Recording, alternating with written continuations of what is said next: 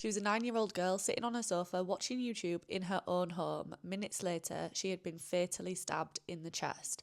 The boy responsible admitted to holding the knife. He admitted that he'd stabbed her, but the jury found him not guilty. Aria Thorpe lived in Weston-super-Mare with her family. Her family described her as a happy-go-lucky little girl who was full of light and joy. She loved fashion, makeup, dancing, and making videos for YouTube. She was just your typical little girl. On the 15th of December in 2025, Aria had spent the day with her mum and had been to a dance class earlier on. Aria's mum had picked up an extra shift at work, so she was out of the house, and that evening, Aria was just at home. She was in the living room and she was watching YouTube.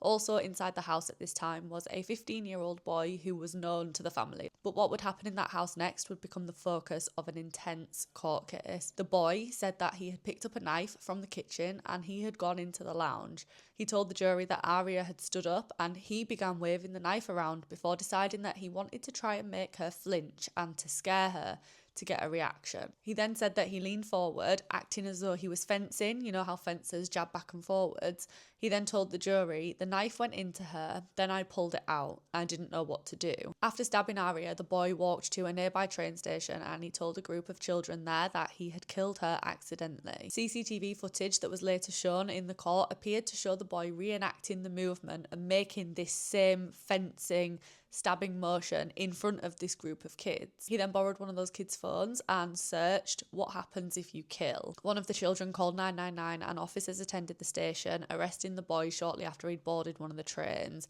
Meanwhile, emergency services had been called to Aria's home after a family friend who was also staying there at the time had come back and discovered Aria face down on the living room floor. Despite the efforts of the paramedics, she could not be saved. Aria had suffered from a single stab wound to the chest. A post-mortem later confirmed that the knife had pierced her heart and that she would have died very quickly from her injuries. The boy, who can't be named because of his age, was charged with both murder and manslaughter. During the trial at Bristol Crown Court in June 2026, prosecutors argued that the boy had either deliberately stabbed Aria or he'd acted in a way that any reasonable person would recognise as dangerous. While giving evidence, he demonstrated to the jury the ninja-style movement that he claimed that he'd used to scare Aria, but he then said that as he moved the knife, Aria also moved forward, which was how the knife had entered her chest. He insisted that he never intended to hurt her or to kill her, that they both kind of came together at the same time, and she'd gone on to the weapon. After hearing evidence over several days, the jury deliberated for a total of 3 days, and on the 25th of June 2026, they returned unanimous verdicts. The teenager was found not guilty of both murder and manslaughter. This verdict devastated Aria's family, who said they will never stop fighting for justice for Aria. I think a lot of people were very, very shocked to hear this verdict. It is not what I thought would be the outcome of this case, and I would love to know what other people think of this.